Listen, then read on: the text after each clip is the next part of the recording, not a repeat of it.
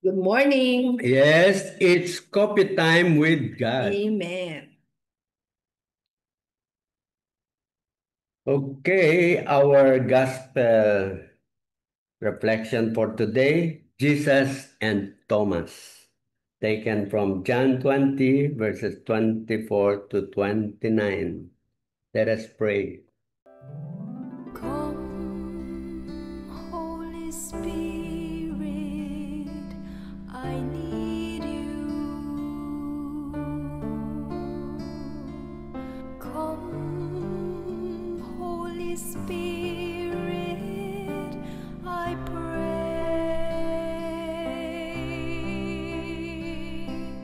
Come with your strength and your power. Come in your own special way.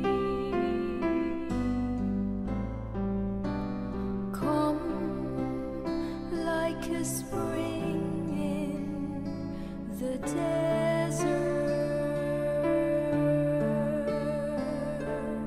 Come to the weary of soul.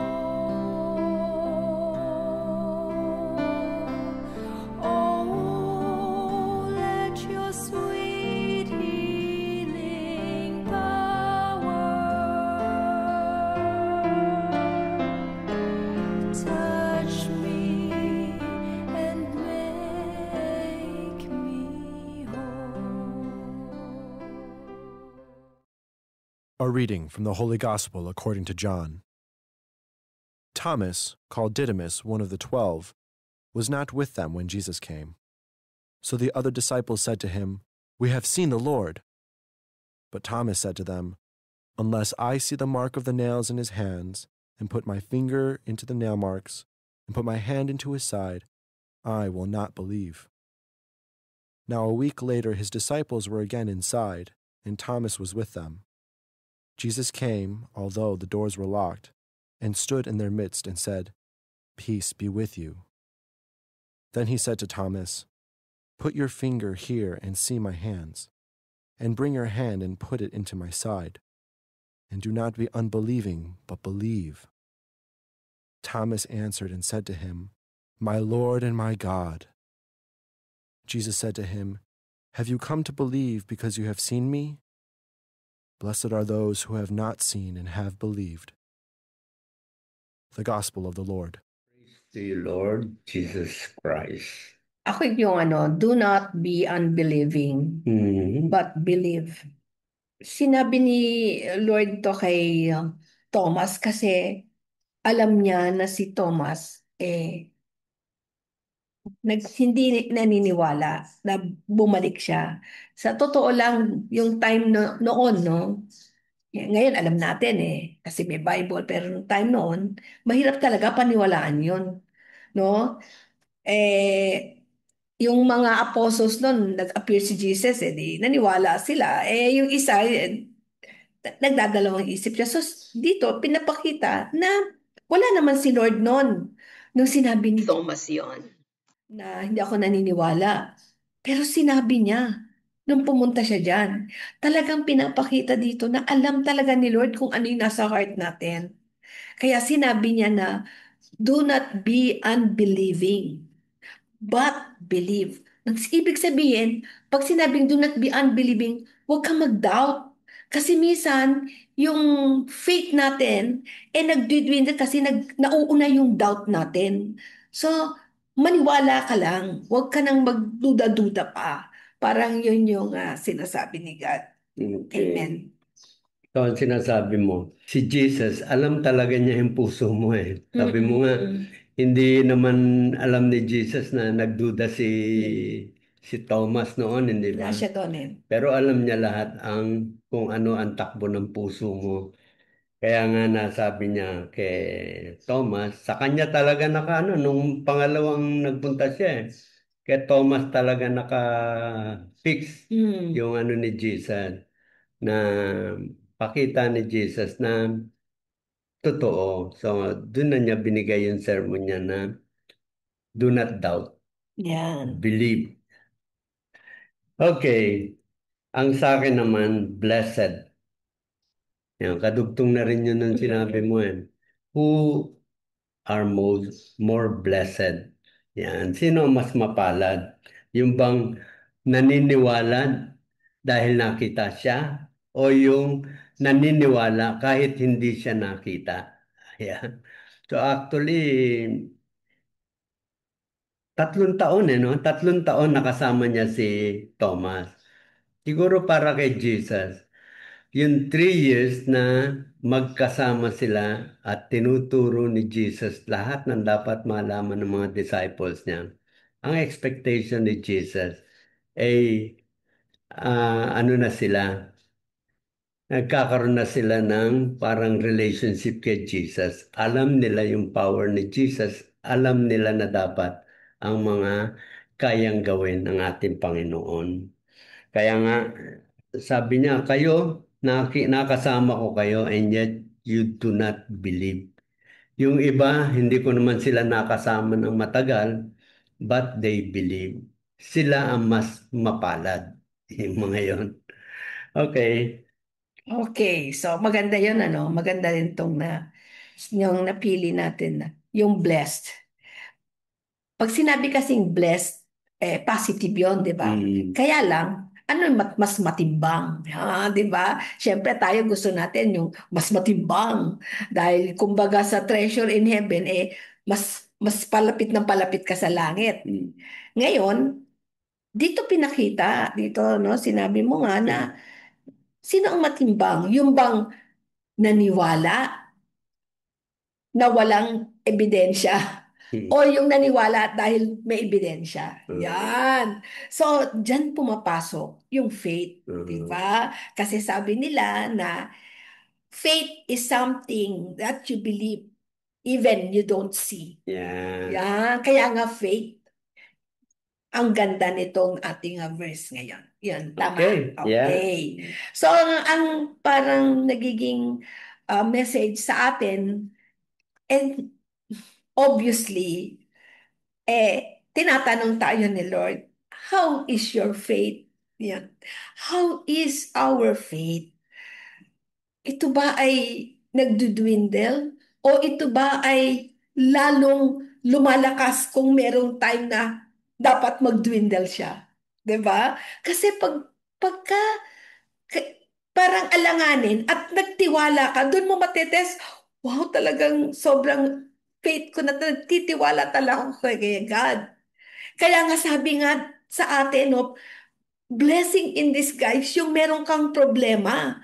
Kasi doon natitest yung faith natin. Kasi kung wala kang problema, how can you test your faith? Wala kang inaasahan, andyan na lahat, meron ka lahat.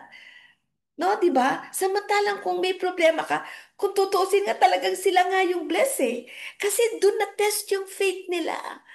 Kaya siguro kung talagang nagtiwala na tayo kay God, yung parang sinurrender na natin yung buhay natin kay God, doon pala yung sagot.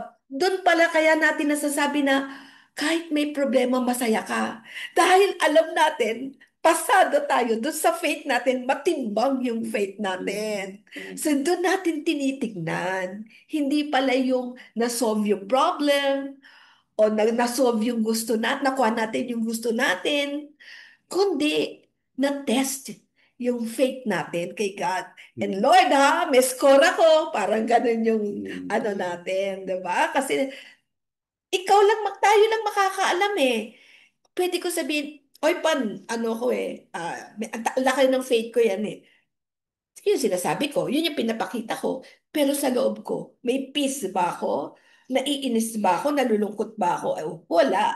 Ang importante yung kalooban mo. Kasi yung kalooban mo, lumalabas talaga yan. At nagkakapag-evangelize ka sa ibang tao. Kasi talagang nangyari sa iyo. Yun yung gusto ni God, yung tested faith. Kasi maipapasa mo sa iba. Kasi pag hindi tested faith, mahirap ipasa dahil hindi nangyari Hindi mo, wala kang conviction. It gives you a bigger conviction when your faith is tested. Amen. Okay. Pumapasok ngayon sa faith ang pinag-uusapan natin. Sabi nga, ikaw, ano ang gusto mong piliin? To be blessed or more blessed? So, siyempre, more blessed. Dito, ang parang sinasabi ni Jesus, yung tiwala mo sa Kanya. Hinahanap niya yung tiwala mo sa Kanya. That means, hindi kailangan ng ebidensya. Hindi kailangan ng ebidensya para maipakita mo yung tiwala kay Jesus. Basta, ibig sabihin, naniniwala ako sa ating Panginoon. Kung paano niya isolve, basta si Lord na bahala dyan. Yes, Oo. ganon, di ba? So ngayon, ito yung parang ako tinitingnan ko. Si Jesus, 3 years niyang kasama yung mga disciples. That means 3 years is enough to build your faith, yung malalim na pananampalataya sa ating Panginoon. Kaya nga, kung halimbawa itong ating ginagawa na ito, gospel reflection, kung magawa natin sa loob ng 3 taon, sa tingin ko, pwede na nating maipakita kay Jesus na ano man yan, talagang punong-puno na yung aking pananampalataya sa iyo. So, medyo mahirap, 3 years. Kasi yun yung time na kasama niya yung disciples. And Jesus is expecting na yung mga disciples na kasama niya ay talagang makilala siya who he really is. So ngayon, ano ang challenge sa atin? This is the challenge. We have to know who Jesus is to us. Yan yung tanong ni Jesus, di ba? Sino ba ako para sa inyo? That would be our gauge kung paano tayo magtitiwala sa ating Panginoon. And one of the ways ako ngayon nakikita ko, the challenge is do the gospel. Tayo, Monday to Friday, pwede na siguro yan. But we will continuously do it for 3 years. By that time, talaga sigurong we will be more blessed. Yes. Kung buhay pa tayo. Kasi ano talaga yan lagi ang question di ba? Paano mo napapakita ang buong tiwala mo sa ating Panginoon? So mangyayari yan when you have yung mabigat na problema and yet wala kang nakikitang solusyon na talagang posible. Pagkatapos kay Jesus ka magdadasal. Pagdasal na yon, at peace ka na, hindi mo na binalik yung stress mo, yung mga pagdududa mo. Di ba minsan may nagdadasal, Lord, tulungan mo ako sa problema na ito. Alam ko na kayang-kaya mo itong ilutasin. Pagkatapos ng dasal, paano na kayo? Correct. Alam mo, yan yung sinasabi nila na kahit anong sabihin mo sa akin, kahit i-evangelize mo, hindi ko pa rin, hindi ko magets. Hindi mag-sync sa akin. Why? Kasi kulang ka sa tiwala. Yung faith mo is not enough, no? Para magtiwala ka sa imposible. Yan. Kasi actually talagang totoong may imposible, no? Meron talagang imposible na problema. Yan is blessing in disguise kasi pag imposible yung problema, walang makalutas, no? Si God yung gagawa ng paraan. E di ang galing. Mas magaling kaysa sa iniisip mo na hihinga ng tulong sa problema mo. Si God lang ang kayang sumulba ng problema mo. Kaso, ayaw mo magtiwala, kaya ikaw nai-stress. Ikaw ang nagdesisyon sa sarili mo na kailangan kong gawan ng paraan. Pumunta sa ibang tao na sinabi na sa iyo lahat, hindi mo magets. Ibig sabihin, si God lang talaga. No, di ba? Kaya pagka pumasok sa isip mo yon na si God, tapos yun na nga yung sabi, surrender. Meron bang surrender na nakakapit ka pa rin dito? Surrender lahat. Kamay. Wala kang hawa. Pagka ganun, kung ano ibigay ni God, anong sagot, hindi ka na mag-worry kasi binigay mo na kay God. Ikaw na yan ha, alam mo yan ha. Oh, wala akong isusubong pagkain ngayon. God, kung wala akong kakainin, edi wala. Kung mamamatay ako ngayon, ikaw naman nagbigay ng buhay ko, Si edi Jesus nga, mamamatay. 40 days hindi kumain eh. Oh, at yung lagi natin sinasabi, pagka nagdududa kayo at nagdadasal, parang hindi mo mag-gets o hindi mo ma-take o hindi mo mag-sync sa'yo, tingnan mo yung crucifix. Si Jesus ba? Nagdasal siya, Lord, take this cup away from me. Sabihin, Panginoon, Ama niya si God ha. Ayoko sana mamatay sa krus, pero yan yung gusto mo ha. Wala akong magagawa. Ano nangyari? O, di ba namatay siya? O, di ba? So, at nasa ngayon si God? Nasa langit. Di ba yun yung gusto natin? Ito nga yung minsan meron, halimbawa ikaw talagang bigat-bigat ng dala-dala mo, no? Bigat ng problema Oh, mo. Mamaya merong magpapadala sa iyo ng mes. mensahe. O kaya kausap mo, sasabihin, minsan naiinis ka sa kanila eh. Palibasa hindi mo naman talaga Nadadaanan. nararamdaman yung nararamdaman ko. Tapos ngayon magsasalita ka ng ganyan sa akin. No? Parang yung kasi, sabi nga, paano ba magpapadala ng mensahe ang Diyos sa atin? Si Jesus sa atin? Di ba through people? Yes. Doon sa mga Oo. event na nangyayari. So, lahat yun dapat tanggapin mo as a message sent by Jesus. So, minsan naiinis ka para sa tao na yun eh. Ginamit na sa instrumento para maparating sa iyo yung mensahe niya. So, sometimes, we need to be parang accepting doon sa mga nakikita mo sa event, yung nangyayari sa'yo, yung mga tao na ginamit para ipararating sa iyo yung mensahe. Kung iisipin mo lahat yung mga yan ay mensahe galing sa ating Panginoon. So, meron talagang magandang message na ibibigay sa iyo. Minsan negative pa nga yung di ba?